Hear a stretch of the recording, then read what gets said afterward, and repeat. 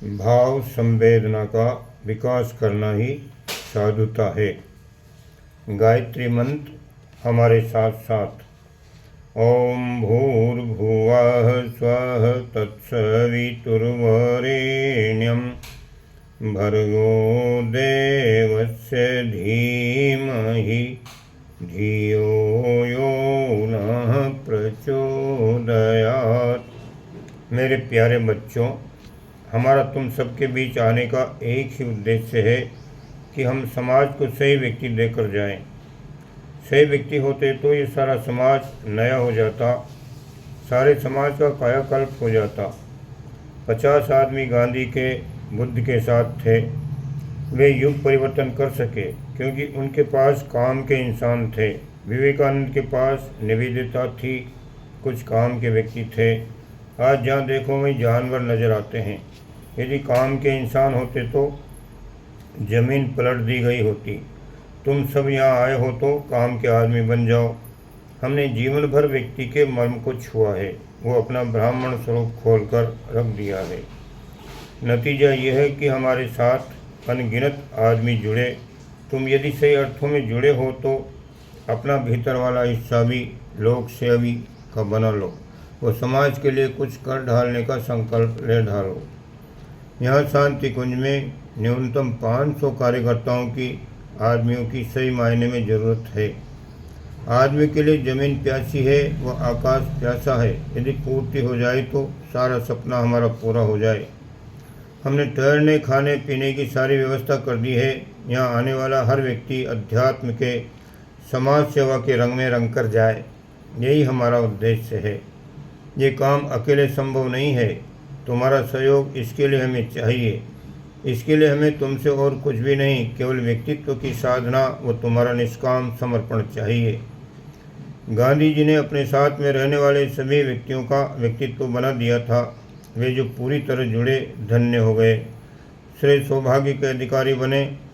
तुम भी सही अर्थों में जुड़ जाओ तो तुम सबका व्यक्तित्व बने, सभी संवर जाए।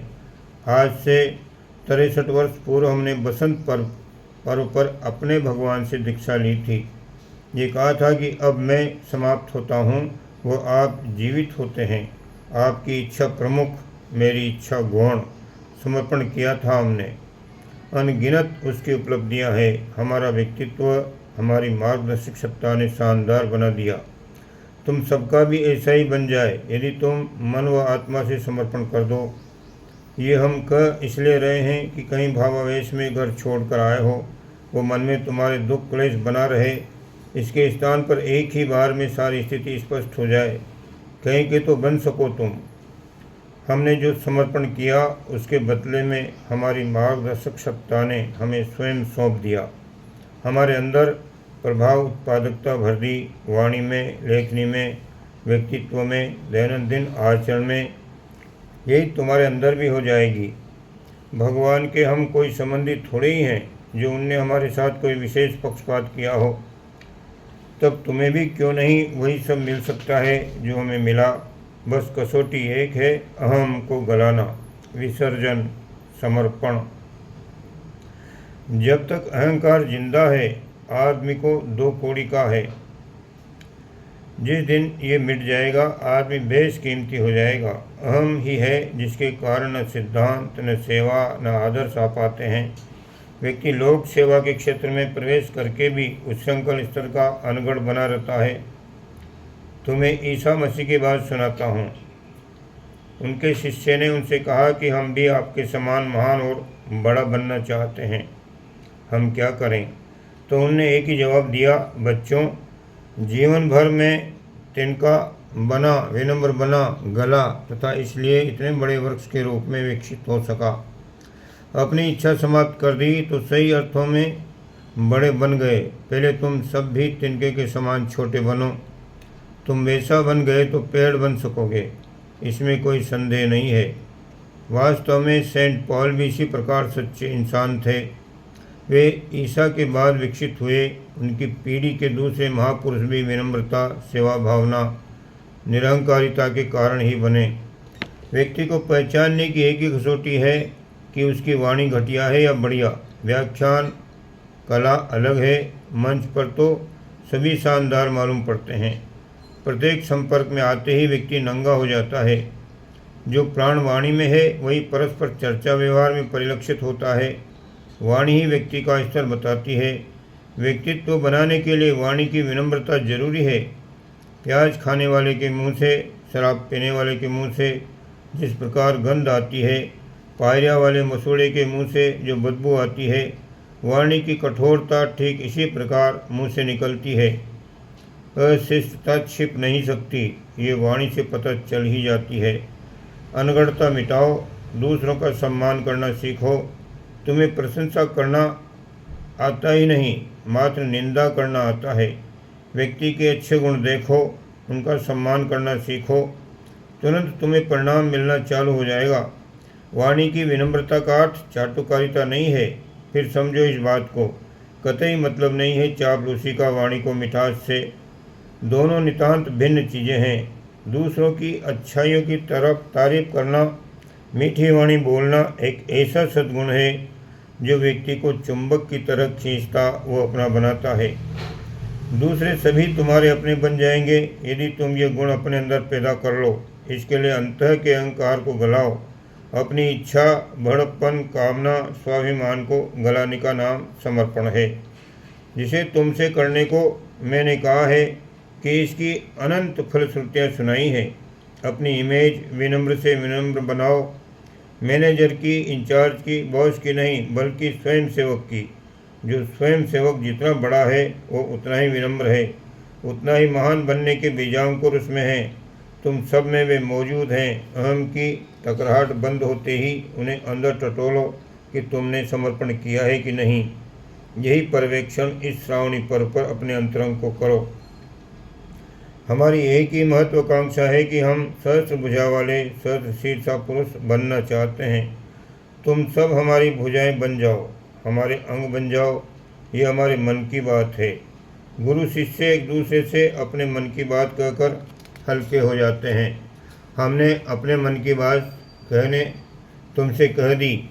अब तुम पर निर्भर है कि तुम कितना हमारे बनते हो। पति पत्नी की तरह गुरु व शिष्य की आत्मा में भी परस्पर ब्याह होता है।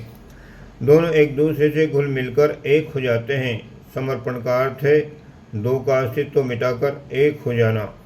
तुम भी अपना अस्तित्व मिटाकर हमारे साथ मिला दो। वो अपनी क्षुद्र महत्वाकांक्षाओं को हमारी अनंत आध्यात्मिक महत्वाकांक्षाओं में विलीन कर दो। जिसका अहम जिंदा है वह वैश्या है, जिसका अहम मिट गया वो पवित्रता है। देखना है कि हमारी भुजा, आँख, मस्तिष्क बनने के लिए तुम कितना अपने अहम को गला पाते हो। इसके लिए निरंकारी बनो। स्वाभिमानी तो होना ही चाहिए, पर निरंकारी बनकर, निरंकारी का प्रथम चिन्ह है वाणी की मिठास। वाणी व्यक्तित्व का हथियार है। सामने वाले पर वार करना हो तो तलवार नहीं, कलाई नहीं, हिम्मत की पूंछ होती है। हिम्मत न हो तो हाथ में तलवार भी हो तो बेकार है। यदि वाणी सही है तो तुम्हारा व्यक्तित्व जीवंत हो जाएगा, बोलने लगेगा, वो सामने वाले को अपना बना लेगा। अपनी विनम्रता, दूसरों का सम्मान, वो बोलने में मिठास, यही व्यक्तित्व के प्रमुख हथियार हैं। इनका सही उपयोग करोगे तो व्यक्तित्व वजनदार बनेगा। तुम्ही को कुमार व तुम्ही को चाक बनना है। हमने तो अनगढ़ सोना चांदी ढेरों लाकर रख दिया है। तुम्ही को सांचा बनाकर सही सिक्के ढालना है। सांचा सही होगा तो सिक्के भी ठीक आकार के बनेंगे। आज दुनिया में पार्टियां तो बहुत हैं, पर किसी के पास कार्यकर्ता नहीं है। लेबर सबके पास है, पर समर्पित कार्यकर्ता जो सांचा बनता है वह कई को बना देता है। अपने जैसा कहीं भी नहीं है। हमारी ये दिली ख्वाहिश है कि हम अपने पीछे छोड़कर जाएं। इन सभी को सही अर्थों में ढाई एक सांचा इन सभी को सही अर्थों में ढाई यानी एक सांचा बनना पड़ेगा, तथा वही सबसे मुश्किल काम है। रॉ मटेरियल तो ढेरों कहीं भी मिल सकता है, पर डाई कहीं कहीं मिल पाती है। श्रेष्ठ कार्यकर्ता श्रेष्ठतम डाई बनता है। तुम सबसे अपेक्षा है कि अपने गुरु की एक तरह एक श्रेष्ठ सांचा बनोगे। तुमसे दो अपेक्षाएं हैं। एक श्रम का सम्मान, ये भौतिक जगत का देवता है। मोती हीरे श्रम से ही निकलते हैं। दूसरी अपेक्षा यह है कि सेवा बुद्धि के विकास के लिए सहकारिता का अभ्यास, संगठन शक्ति सहकारिता से ही पहले भी बढ़ी है, आगे भी इससे से बढ़ेगी। हमारे राष्ट्र का दुर्भाग्य यह है कि श्रम की महत्ता हमने समझी नहीं। श्रम का मादा इस सब में असीम है, हमने कभी उसका मूल्यांकन किया ही नहीं। हमारा जीवन निरंतर श्रम का ही परिणाम है। 20-20 घंटे तन्मयता पूर्वक श्रम हमने किया है।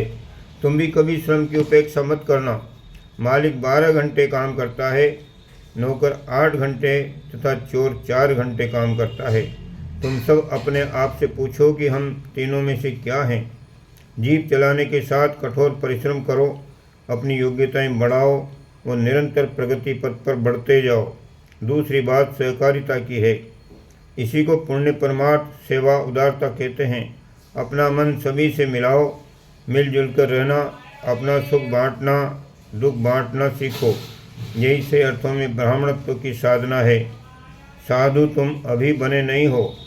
मन से ब्राह्मणत्व की साधना करोगे तो पहले ब्राह्मण बनो, साधु अपने आप बन जाओगे। पीले कपड़े पहनते हो कि नहीं, मन को पीला कर लो। सेवा बुद्धि को दूसरों के प्रति पीड़ा का भाव संवेदना का विकास करना ही साधुता को जगाना है। आज इस पर्व श्रावणी पर तुम सबसे कुछ अपेक्षाएं हैं, आशा है, तुम इन्हें अवश्य पूरा करोगे। वो हेमाद्री संकल्प के साथ ही गुरु जी की भुजा, आँख व पैर बन जाने का संकल्प लोगे। यही आत्मा की हमारी वाणी है जो तुमसे कुछ कराना चाहती है। इतिहास में तुम्हें अमर देखना चाहती है। देखना है कि कितना तुम हमारी बात को जीवन में उतार पाते हो। आज की बात समाप्त। ओम शांति।